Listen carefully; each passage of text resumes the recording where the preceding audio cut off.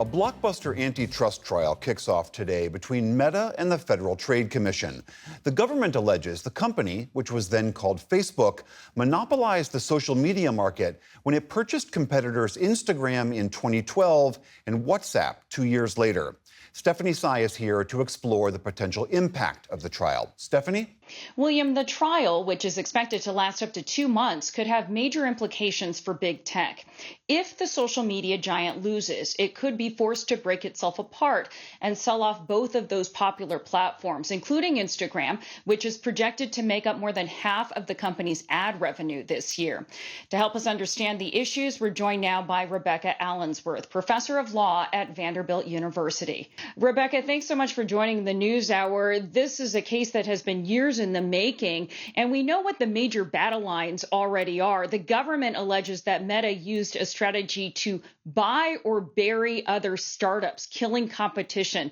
Does the FTC have a strong case on that basis, that Meta has violated antitrust law?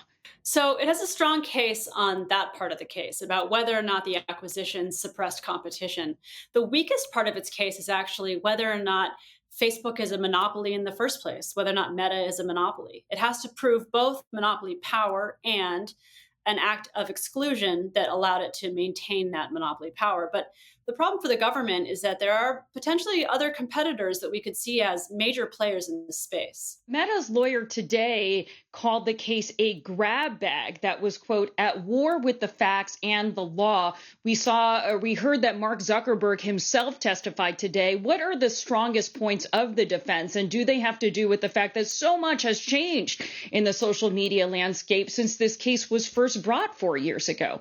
This is not a grab bag. This is definitely a strong case.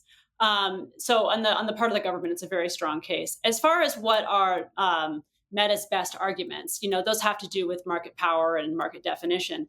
But their weakest arguments, the strength of the government's case, really comes from these emails that Mark Zuckerberg wrote about the acquisitions at the time, where he really kind of laid out what we would call in antitrust like an anti-competitive intent. Mark Zuckerberg wrote in that 2008 email, "It is better to buy than compete." But I want to go back to this point about the changing landscape. Some critics of the FTC's case point out that so many other competitors have sprung up, namely TikTok, in the last 4 years. Does the government have more of an uphill battle, just given how quickly the landscape has changed? You're right to point out that the landscape has changed a bit.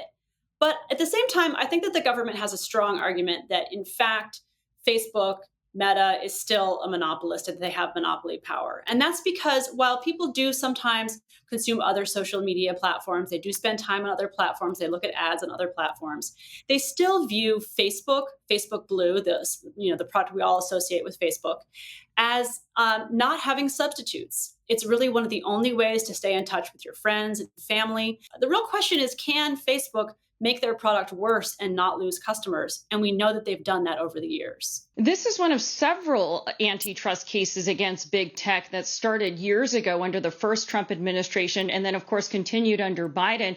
And we've spoken about the landmark ruling last year, which found Google was monopolizing the internet search sphere. Rebecca, do you see momentum gaining to rein in big tech with antitrust law? Is this the case to continue that momentum? I do see that momentum. And it's not just these cases. It comes from some of the merger cases, too. Even the ones that the government lost.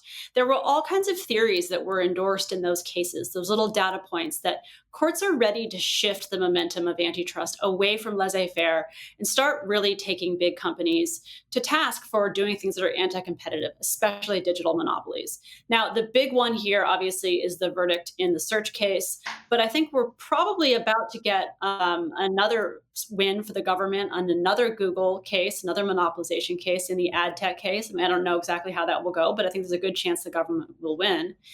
And I think if the government wins this third case, that's a real kind of tidal wave of liability for these digital platforms. How much does the political landscape in Trump 2.0 potentially impact the outcome here? We know that Mark Zuckerberg has been lobbying hard for a settlement. And of course, he was at President Trump's inauguration this year. It's been a bipartisan issue, largely, at least until now. Do you see that changing? It's impossible to know what this means and how it will matter. It's just too unpredictable. We don't know what happened in those meetings. I think that what we know is that Trump views the FTC as being under his control, which is legally incorrect and not the way the agency was designed. And yet he, fired the two Democrats on the FTC in a strong signal that this is my agency, this is my policy. We also know, of course, that Mark Zuckerberg has cozied up to him and trying to take advantage of that control that Trump is trying to wield over the FTC. But whether whether there's something in it for Trump to actually do this, whether he actually will interfere on behalf of Mark Zuckerberg and Meta more generally, is totally unclear to me. There would have to be something in it for Trump and the Trump administration. And it was his administration that brought this case in the first place. It also seems like if he was going to do it, he would do it before now. So it's just a real mystery what will happen there. It's quite possible. Okay, something to keep our eye on. Rebecca Allensworth with Vanderbilt University. Thank you. Thank you.